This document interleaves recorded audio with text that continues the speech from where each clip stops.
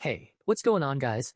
Battlefield's latest update is finally out, and this one is way bigger than the kind of patch people usually just skim and forget about. What stands out first is that the game is not just throwing in a couple of balance tweaks and calling it a day. We are getting the explosive charge event, Cairo Bazaar, Obliteration, the PP-19, the Handheld Jammer, and a new Battle Pass bonus path, so there's actual stuff here for people to log in and mess around with right away.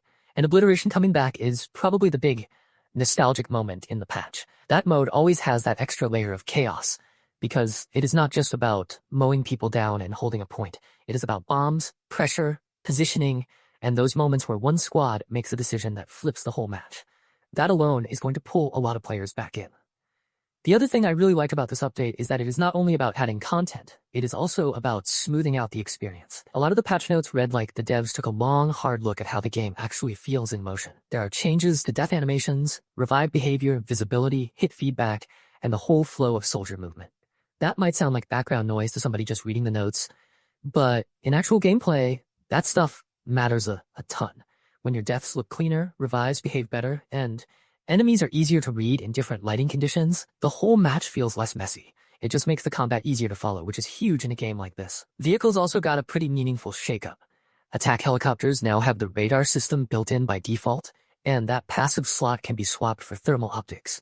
That means pilots and gunners have more room to specialize, and the gunner seat gets a smarter way to find targets when zoomed in. On top of that, mobile anti-air got new rocket options, so it is not stuck feeling like one flat setup. That kind of change is good because it gives players more ways to tailor vehicles to how they actually play, instead of forcing everyone into the same loadout every match. Gadgets got a lot of attention too, and some of those changes are really specific in a good way. The RPG projectile has been reworked, the portable mortar has been pushed toward a more mobile playstyle, and a bunch of tools like mines, drones, the repair tool, and the laser designator have been adjusted for better reliability and counterplay. The mortar change especially feels like the devs are trying to stop people from planting themselves in one place and farming angles forever. Now it is easier to fire and relocate, while sitting still is more punishable. That should make matches feel less stagnant and force players to stay on the move a little more. Weapons and attachments got their own cleanup pass as well. Extended barrels are cheaper now and no longer give that aiming down sights benefit. Burst attachments have been tightened up so they only affect burst modes the way they should, and there are a bunch of smaller fixes for reload behavior, tactical reloads, grip placement, sight alignment, and thermal optics exposure.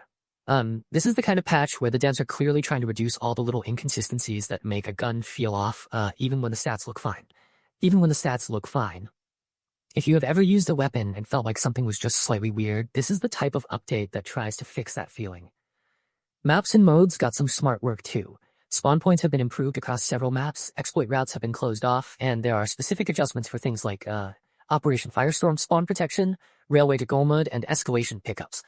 Those changes might not sound exciting at first, but they matter because bad spawns and broken map flow can ruin a match faster than almost anything else. There's also better support for underground areas in the big map and deploy map, which should help with navigation and awareness. The UI and HUD updates are a nice quality of life pass. A lot of the changes are about making the menus easier to read and less cluttered, especially the annoying new markers that keep showing up over and over again. There are also fixes for hit indicators, challenge navigation, loadout layouts, store previews, player cards, and end-of-round screens. It sounds boring until you remember how much time you spend in menus over the course of a night. If the front end feels cleaner, the whole game feels less irritating between matches. Portal players are getting a lot too. There's new SDK support, more creator tools, updated templates, better object handling, and support for new map assets.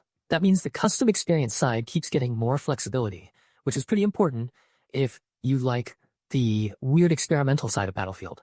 And they even called out that some existing scripts may need to be checked after the update, so that section is not just cosmetic.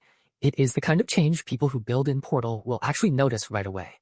Audio and settings also got attention, including improvements for crawl speed sounds, parachute audio, ping sounds, and input consistency on high polling rate devices. These are the sort of behind-the-scenes fixes that do not get a ton of hype, but they absolutely change how responsive the game feels. When input stutter gets reduced and sound cues are cleaner, the game just plays better without you needing to think about why. So overall, this patch feels less like one giant feature drop and more like a full tune-up. Yes, there is new content, and yes, the return of Obliteration is a big deal, but the real value here is how much of the game gets polished at once. Weapons feel tighter, vehicles get more depth, gadgets get smarter, maps get less frustrating, and the menus are less of a mess. It is the kind of update that should be felt in every match, even in the moments you do not immediately notice.